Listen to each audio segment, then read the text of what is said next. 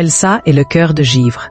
Il était une fois dans un royaume caché au creux des montagnes glacées, une jeune fille nommée Elsa. Elle était née avec un pouvoir extraordinaire, celui de façonner la glace et la neige d'un simple mouvement de la main. Au début, ses dons émerveillaient ses parents et les habitants du village. Mais en grandissant, Elsa peinait à contrôler sa magie. Par peur d'elle-même et par crainte de blesser ceux qu'elle aimait, elle choisit de s'isoler dans un vieux château perché au sommet d'une falaise. Les années passèrent. Elsa devint une jeune femme douce, mais son cœur se referma, comme emprisonnée sous une épaisse couche de givre. Dans son château gelé, elle créait de magnifiques sculptures de glace. Des animaux fabuleux, des forêts étincelantes, des palais transparents. Pourtant, aucun de ces chefs-d'œuvre ne pouvait remplir le vide dans son cœur. Un jour, l'hiver fut plus rude que jamais. Le vent soufflait avec rage, les rivières gelaient, les champs disparaissaient sous la neige. Le peuple du village, affamé et désespéré, croyait que cette malédiction venait d'Elsa, la fille aux pouvoirs oubliés. Ils décidèrent d'envoyer une délégation jusqu'à son château. Mais ce n'était pas pour l'implorer. C'était pour lui demander de partir, de fuir loin d'eux.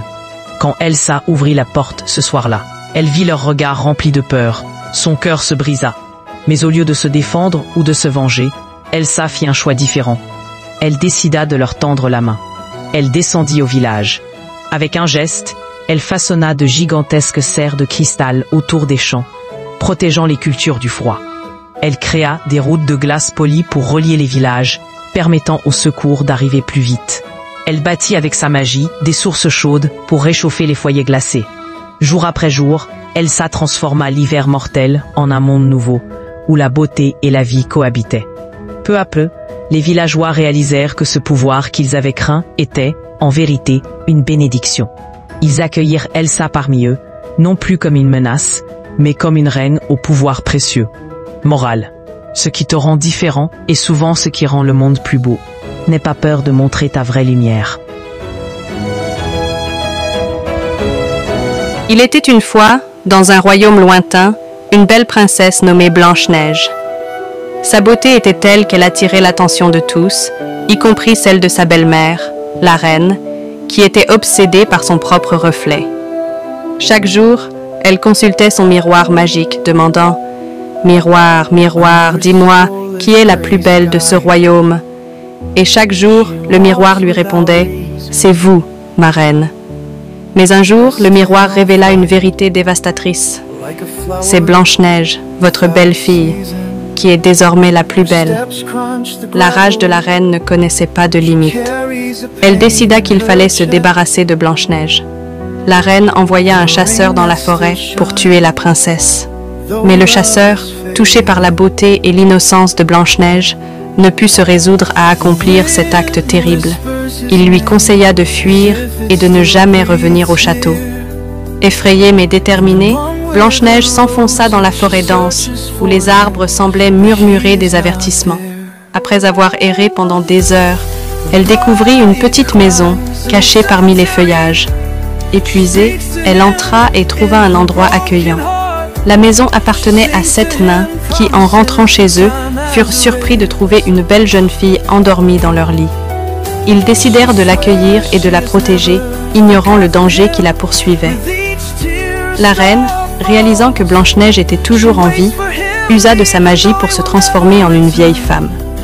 Elle concocta une potion empoisonnée et se rendit à la maison des nains. Elle trouva Blanche-Neige seule, et avec une voix douce, lui tendit une pomme, promettant qu'elle lui apporterait le bonheur. Ignorant le danger, Blanche-Neige croqua dans la pomme et tomba instantanément dans un profond sommeil. Lorsque les nains rentrèrent et trouvèrent Blanche-Neige inanimée, ils furent dévastés. Ils pleurèrent et la placèrent dans un cercueil de verre, veillant sur elle jour et nuit. Un jour, un prince, attiré par la beauté de Blanche-Neige, vint la voir. Ému par son apparence, il l'embrassa tendrement. À ce moment-là, le poison fut brisé et Blanche-Neige se réveilla. La reine, furieuse de voir que sa belle-fille était toujours en vie, tenta une dernière fois de la détruire. Mais cette fois-ci, les nains et le prince unirent leurs forces pour la vaincre. Elle fut punie pour ses actes malveillants et disparut à jamais. Blanche-Neige et le prince se marièrent et tous vécurent heureux.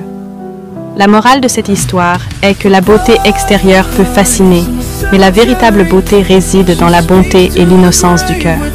L'envie et la jalousie peuvent mener à la destruction, mais l'amour et l'amitié triomphent toujours. Il était une fois, dans un royaume lointain, un monde où les elfes et les humains coexistaient, mais restaient de souvent séparés par des forêts enchantées et des rivières scintillantes. Dans ce monde, une douce elfe nommée Elara attendait un enfant, un bébé qui serait unique, mi-elfe, mi-humain. Son cœur était rempli d'espoir et de joie, car elle savait que cet enfant symboliserait l'union des deux mondes. Le père de l'enfant, le prince humain Alaric, était un homme brave et noble. Il avait rencontré Elara lors d'une fête au bord de la rivière, où les deux peuples se réunissaient pour célébrer la paix. Leur amour avait fleuri malgré les préjugés, et ils avaient décidé de fonder une famille. Alaric passait souvent du temps dans la forêt elfique, apprenant les coutumes et les traditions de son épouse, tout en partageant les histoires de son propre royaume. Cependant, leur bonheur était menacé par un sorcier maléfique nommé Malacar. Ce sorcier, jaloux de l'harmonie entre les elfes et les humains, avait un plan diabolique. Il savait que le bébé d'Elara et Alaric possédait des pouvoirs extraordinaires, capables de contrôler les deux mondes. Malacar rêvait de kidnapper l'enfant pour s'emparer de cette puissance et plonger les royaumes dans le chaos.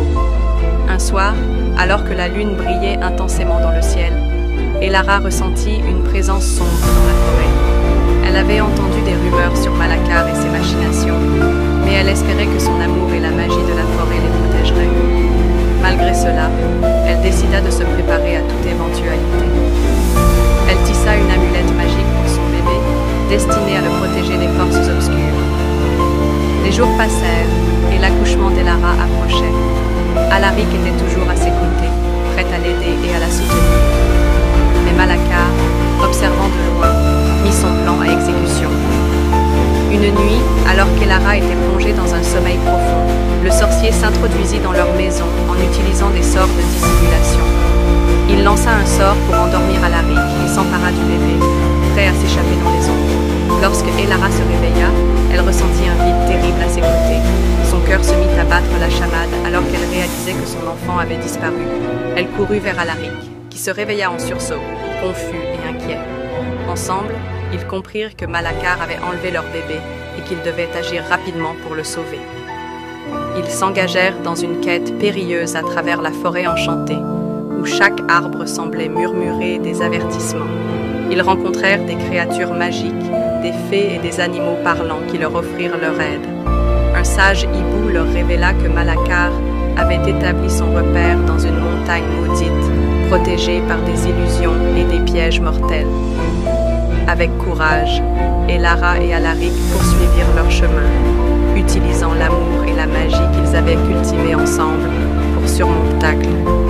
Ils traversèrent des rivières de feu et des vallées d'ombre, unis par leur désir de retrouver leur enfant. En chemin, Elara ressentit la puissance de l'amulette qu'elle avait créée, une lueur d'espoir dans les ténèbres. Finalement, ils atteignirent la montagne maudite. Malacar, confiant de sa victoire, les attendait. Un affrontement épique s'ensuivit. Elara, armée de sa magie elfique, et Alaric, avec son épée de prince, se battirent avec détermination. Le sorcier, furieux, lança des sorts puissants, mais l'amour des parents pour leur enfant était plus fort que toutes les ténèbres. Dans un dernier acte de bravoure, Elara utilisa l'amulette pour créer un champ de protection autour d'eux. L'énergie de l'amour et de l'espoir émana de l'amulette, repoussant Malacar et le forçant à reculer. Dans un cri de rage, le sorcier disparut dans une explosion de fumée noire, jurant de revenir. Elara et Alaric se précipitèrent vers leur bébé, qui dormait paisiblement dans un berceau de fleurs magiques. Ils le prirent dans leurs bras, les larmes aux yeux, reconnaissant que leur amour avait triomphé. De la savane sénégalaise, où les acacias se dressent fièrement et les lions rugissent à la lune, vivait une jeune fille nommée Aïcha. Ses yeux étaient aussi noirs que l'ébène, et ses cheveux, aussi doux que la soie, étaient tressés avec des perles d'obsidienne. Aïcha était connue pour sa sagesse et sa gentillesse, mais aussi pour sa curiosité insatiable. Un jour, alors qu'elle explorait les bois sacrés, Aïcha découvrit un vieil arbre aux branches noueuses et au tronc couvert de symboles mystérieux. Attirée par une force invisible, elle toucha l'arbre et soudain, un vent violent se leva, emportant avec lui les feuilles et les branches. La terre trembla et un grand trou s'ouvrit à ses pieds. À l'intérieur, Aïcha vit un escalier en coquillage qui descendait dans les profondeurs de la terre. La jeune fille, malgré la peur qui la tenaillait, descendit les marches. Elle se retrouva dans un monde souterrain, éclairé par des pierres précieuses scintillantes. Des créatures fantastiques l'entouraient, avec des yeux émeraudes et des ailes d'opale. Elles lui dirent qu'elle était la descendante d'une lignée de femmes guerrières, capables de contrôler les éléments et de protéger la terre. Aïcha découvrit alors qu'elle possédait un pouvoir dormant, une force capable de guérir les malades et de dompter les bêtes sauvages. De retour dans son village, Aïcha utilisa son pouvoir pour aider les habitants. Elle soigna les malades, apaisa les conflits et protégea la terre de la sécheresse. Elle devint une légende, une héroïne qui avait révélé le pouvoir caché de la nature et de l'âme humaine. Dans les profondeurs de l'océan, où les rayons du soleil ne parvenaient qu'à peine, vivait une sirène nommée Coralia. Ses écailles chatoyaient comme des mille et une nuits, et sa voix, aussi douce que le chant des baleines, pouvait calmer les tempêtes les plus violentes. Un jour, un navire fit naufrage près des récifs, et un jeune homme prénommé Tristan se retrouva à la dérive. Coralia, qui observait la scène depuis les profondeurs, fut touchée par le désespoir de Tristan. Elle s'approcha du navire brisé, sa queue scintillante se déplaçant avec grâce dans les eaux tumultueuses. Tristan, épuisé et terrifié, aperçut une silhouette éthérée. La sirène lui tendit la main, son regard bleu azur rempli de compassion. Mais Tristan, craignant le danger, la repoussa. Coralia, blessée, s'éloigna, mais le regard de Tristan la hantait. Elle retourna vers lui, cette fois lui offrant un coquillage magique. En le tenant, Tristan entendit la voix de Coralia lui murmurer des instructions pour rejoindre la côte. Tristan, guidé par la sirène, parvint à nager jusqu'au rivage. Coralia, cachée dans les profondeurs, le regarda s'éloigner, son cœur tiraillé entre le désir de le rejoindre et le respect de son monde. Le conte de la sirène qui sauva Tristan se répandit sur la côte et devint une légende, un symbole d'espoir et de compassion. Dans un paisible village entouré de collines verdoyantes, vivait un fermier nommé Émile. Émile était un homme simple, dévoué à sa ferme et à sa famille. Un jour, alors qu'il labourait ses champs, il fit une découverte incroyable. Un œuf d'un bleu éclatant, plus grand qu'une balle de football, caché sous un buisson. Intrigué et un peu inquiet, il décida de le ramener chez lui. Sa fille, Clara, une jeune fille pleine de curiosité et d'aventure, fut émerveillée par cette trouvaille. Elle avait toujours rêvé d'aventures fantastiques et de créatures magiques. Émile, voyant l'enthousiasme de sa fille, lui permit de prendre soin de l'œuf. Clara le plaça dans une boîte douillette, le gardant au chaud avec des couvertures et lui parlant chaque jour. Elle était convaincue que quelque chose de spécial se cachait à l'intérieur. Les jours passèrent, et l'œuf commença à vibrer légèrement. Clara, excitée, observa chaque mouvement, espérant voir le dragon éclore. Mais un soir, alors que la lune brillait intensément, un événement inattendu se produisit. Un cri déchirant résonna dans le ciel, faisant trembler les murs de la ferme. C'était la mère dragon, une majestueuse créature aux écailles scintillantes, qui avait senti que son œuf avait été volé. Elle survolait les champs, ses yeux perçants scrutant le sol à la recherche de son petit. Clara, entendant le cri, courut dehors. Elle leva les yeux et vit la silhouette imposante de la mère dragon, ses ailes battant avec force, créant un vent puissant. Elle comprit qu'elle devait agir rapidement pour protéger l'œuf qu'elle avait tant chéri. Elle retourna à la maison, prenant l'œuf dans ses bras, et sortit pour faire face à la créature. La mère dragon, voyant Clara avec l'œuf, s'arrêta, ses yeux remplis de désespoir et d'inquiétude. Clara, tremblante mais déterminée, s'approcha lentement. Elle parla doucement, expliquant comment elle avait trouvé l'œuf et combien elle en avait pris soin. La mère dragon, bien que méfiante, comprit que la jeune fille n'avait pas de mauvaises intentions. Elle s'agenouilla, ses grandes ailes se repliant autour d'elle, créant une ombre protectrice. Clara, avec un mélange de courage et de compassion, tendit l'œuf à la mère dragon. À cet instant, une lumière éclatante émana de l'œuf, et un petit dragon émergea, ses écailles scintillant de mille feux. La mère dragon poussa un cri de joie, prenant son petit dans ses bras. Clara, émue par cette scène, réalisa que l'amour d'une mère était incommensurable. Reconnaissante, la mère dragon s'inclina devant Clara, lui offrant un cadeau inestimable, une amitié éternelle. Elle promit de veiller sur la ferme et de protéger Clara et son père. À partir de ce jour, la ferme d'Émile devint un lieu magique, où les dragons volaient dans le ciel et où Clara et son ami dragon partageaient des aventures extraordinaires. Dans un petit village isolé, niché au creux des montagnes, se trouvait une vieille horloge installée sur la place centrale. Elle appartenait à l'ancien clocher et avait plus de 200 ans. Cette horloge était spéciale. Chaque nuit à minuit, elle émettait une sonnerie étrange, un tintement à la fois mélodieux et inquiétant. On disait qu'elle portait en elle un secret ancien. Les villageois avaient appris à ignorer ces tintements, sauf une jeune fille, Clara, curieuse et intrépide. Elle passait ses nuits à observer l'horloge depuis sa fenêtre, persuadée qu'elle cachait quelque chose d'important. Un soir, alors que le vent soufflait plus fort que d'habitude, Clara remarqua une silhouette encapuchonnée se glisser dans l'ombre du clocher. Intriguée, elle sortit en douce et suivit cette personne jusqu'à l'horloge. Là, elle vit l'inconnu insérer une clé dans une petite ouverture cachée, puis disparaître dans un passage secret. Clara hésita, mais sa curiosité fut plus forte. Elle s'introduisit à son tour dans le passage, une vieille lampe tempête à la main. L'escalier qu'elle découvrit semblait interminable, descendant dans les profondeurs de la terre. Plus elle avançait, plus l'air devenait glacial et une étrange sensation de malaise s'empara d'elle. Enfin, elle arriva dans une vaste salle souterraine. Au centre se trouvait une grande table où trônait un livre ancien, ouvert à une page où était écrit « Le temps protège les secrets des âmes impatientes. Celui qui ose briser ce cycle devra en payer le prix. » À ce moment précis, Clara sentit une présence derrière elle. L'inconnu, toujours encapuchonné, murmura d'une voix rauque « Pourquoi es-tu venue ici ?» Clara sursauta mais répondit courageusement « Je veux savoir ce que cache cette horloge. Pourquoi sonne-t-elle si étrangement chaque nuit ?» L'inconnu retira sa capuche, révélant le visage ridé d'un vieil homme. « L'horloge est une prison, dit-il gravement.